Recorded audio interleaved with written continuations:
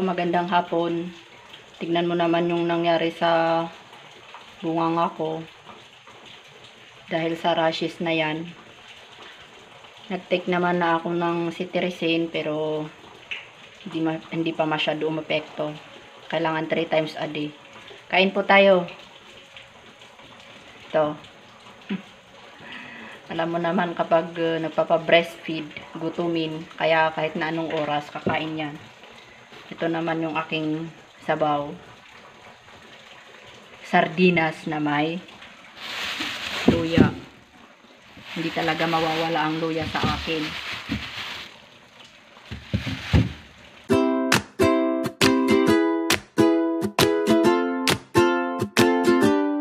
Kain tayo. Ito ang aking mahiwagang sabaw. Sardinas.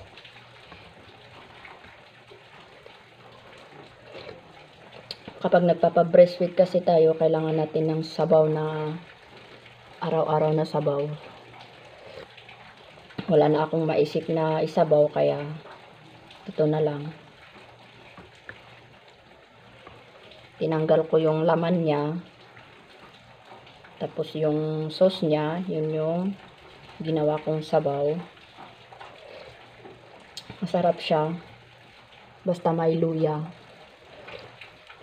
Tsaka yung laman naman niya, yun yung hinalo ko sa itlog. Ito. Tipid-tipid din pag may time, di ba? Halos mahal ang mga bilihin ngayon.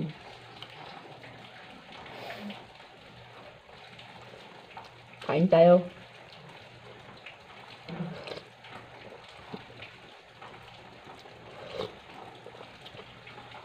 Sarap ng sabaw, mainit na sabaw.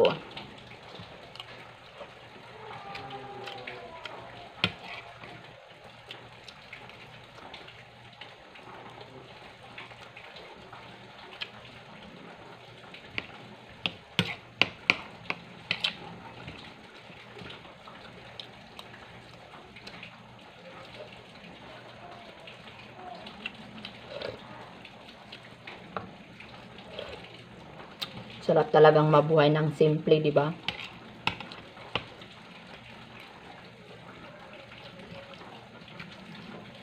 Yung sakto lang.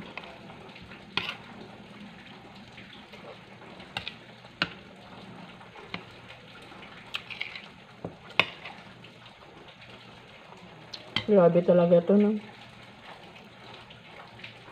Dahil sa rashes.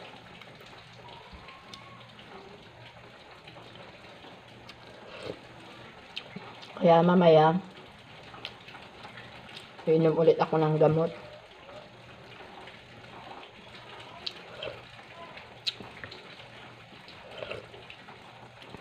Para hindi naman ako mapuyat, makabawi man lang sa tulog. Mapuyat.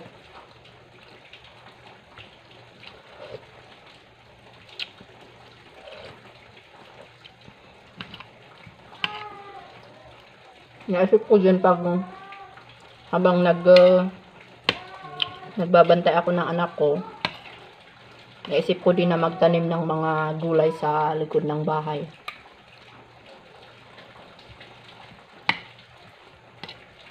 Para at least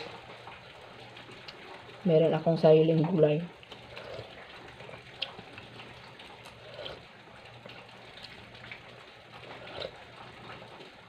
Tsaka kailangan na din ni Bibi yung mga gulay.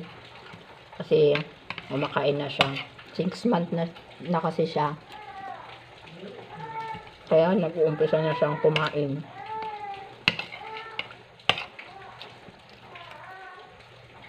Ang pinapakain ko sa kanya ngayon, kamote. Mash na kamote. Tapos nilalagyan ko siya ng breast milk. Pero mukhang ayaw na yung lasa.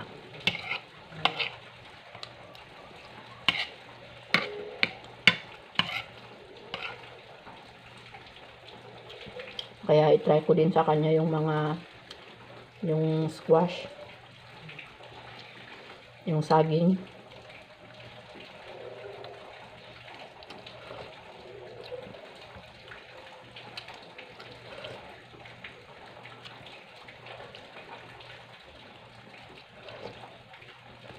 Sarap ng sabaw.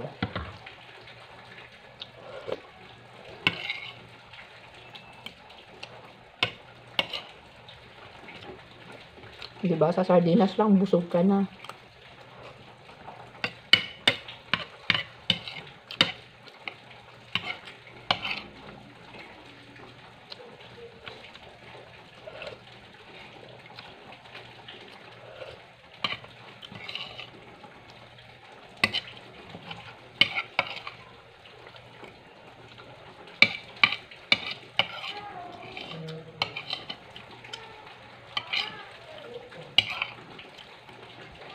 Diba?